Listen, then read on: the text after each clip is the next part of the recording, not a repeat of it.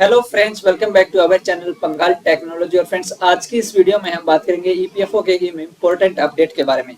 तो फ्रेंड्स, जैसा कि हम सब जानते हैं कि ईपीएफओ ने ये रूल बनाया है कि जितने भी पीएफ मेंबर्स हैं सबका यूएन नंबर जनरेट होना चाहिए। अगर आपको अपना पीएफ निकालना है, विड्रॉ करना है, ट्रांसफर करना है या कोई डेथ केस सेटल करना है, कुछ भी हो, अगर आपको कोई भी अपने पीएफ से रिलेटेड काम करना है तो आपके पास आपका यूएन होना चाहिए और वो यूएन एक्टिवेट होना चाहिए, उसमें आपका आधार वेरीफाइड होना चाहिए।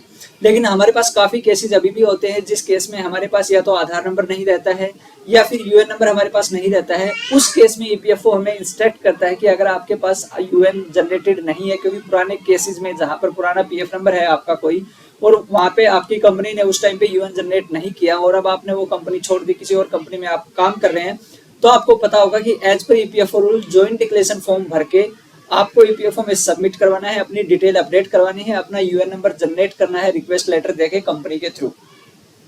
बट कुछ केसेस में ऐसा हो जाता है, खास करके डेथ केसेस में, जहां पर या तो जो मेंबर है जिनकी डेथ हुई है उनके पास आधार नहीं था, क्योंकि जो आधार जब इंट्रोड्यूस हुआ था उससे पहले अगर डेथ हुई है किसी की और उनका अगर पीएफ क्लेम पेंडिंग है तो उस केस में क्या करें। या फिर जिनका आधार है लेकिन आधार में डिटेल गलत है और उनकी डेथ हो गई है, तो आपको पता होगा कि डेथ होने के बाद में आप आधार में कुछ भी करेक्शन नहीं करवा सकते हैं। उस केस में आपको क्या करना होगा, क्योंकि आज के दिन पीएफ डिपार्टमेंट कोई भी क्लेम आपका फिजिकल एक्सेप्ट नहीं करता है। एज पर ईपीएफओ आपको सब कुछ ऑनलाइन ही करना है। अगर आपको डेथ क्लेम भी प्रोसेस करवाना है तो उसके लिए आपके पास यूएन नंबर होना चाहिए, उस यूएन में आधार लिंक होना चाहिए। तो इसी को ध्यान में रखते हुए ऐसे केसेस जिसमें हमारे पास यूएन नंबर नहीं है या आधार लिंक नहीं है और मेंबर की डेथ हो गई है, उस केस में क्या किया जाए, तो इसके लिए ईपीएफओ ने एक सर्कुलर जारी किया गया है। ये देखिए, काफी इंपॉर्टेंट सर्कुलर है, 17 मई 2024 को ये जारी किया गया है। और यहाँ पे इसका सब्जेक्ट है settlement of physical claims without UN. यानी कि अगर हम फिजिकल क्लेम देते हैं विड्रॉल का या फिर ट्रांसफर का या फिर डेथ क्लेम सेटलमेंट का, वो जिसके पास यूएन नंबर नहीं है उनका सेटलमेंट। अब यहाँ पे देखिए लिखा हुआ है, with regard to the instruction issued by the above circular, certain references have been received from field office intimating their inability to seed and authenticate Aadhaar in death cases। क्योंकि आधार में जो है इनएक्यूरेट और इनकम्प्लीट मेंबर डिटेल है आधार में, जिसकी वजह से जो आधार है वो वेरीफाइड नहीं हो पा रहा है यूएन के साथ में।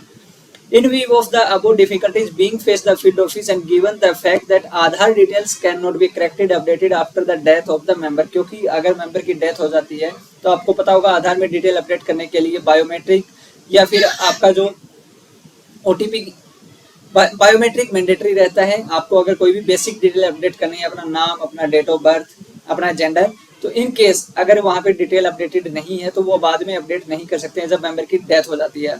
It has been decided that henceforth, यानी कि आगे से in all such death cases processing of physical claims without seeding Aadhaar may be allowed। तो ऐसे केसेस में क्या रहेगा कि विदाउट आधार सेडिंग, यानी कि आधार को अपडेट किए बिना ही क्लेम को सेटल किया जाएगा एज ए टेम्परेरी मेजर।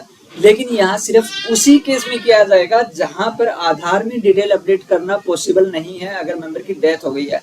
अगर मेंबर की डिटेल आधार में बिल्कुल सही है और पीएफ में अगर गलत है तो उनको ज्वाइंट डिक्लेरेशन फिल करके नॉमिनी से साइन स्टैंप करवा के, कंपनी से साइन स्टैंप करवा के पीएफ ऑफिस को देना होगा, डिटेल पीएफ में करेक्ट करवानी होगी।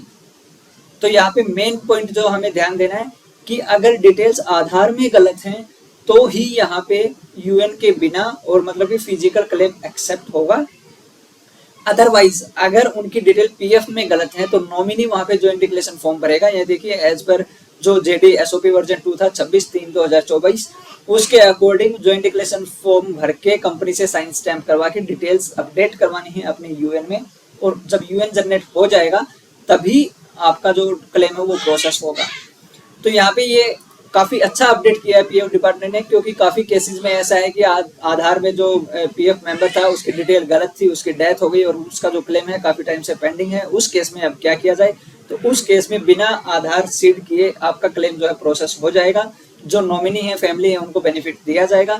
लेकिन अगर आधार में सारी डिटेल सही है, पीएफ में गलत है, तो जो कंपनी है उसको ज्वाइंट डिक्लेरेशन फॉर्म भर के नॉमिनी से साइन करवा के सारी डिटेल्स अपडेट करवानी होंगी, आधार लिंक करवाना होगा, तभी उनका जो डेथ क्लेम है वो प्रोसेस होगा। तो फ्रेंड्स, उम्मीद करता हूँ आपको ये अपडेट अच्छी लगी होगी। आपके रेफरेंस के लिए जो ये पीडीएफ है इसका लिंक वीडियो के डिस्क्रिप्शन में डाल दिया है, आप वहां से ये पीडीएफ डाउनलोड कर सकते हैं, इसको स्टडी कर सकते हैं। उम्मीद करता हूँ आपको इन्फॉर्मेशन अच्छी लगी होगी। अगर अच्छी लगी तो वीडियो को ज्यादा से ज्यादा लाइक करो, ज्यादा से ज्यादा शेयर करो और चैनल को सब्सक्राइब करो। Thank you so much friends.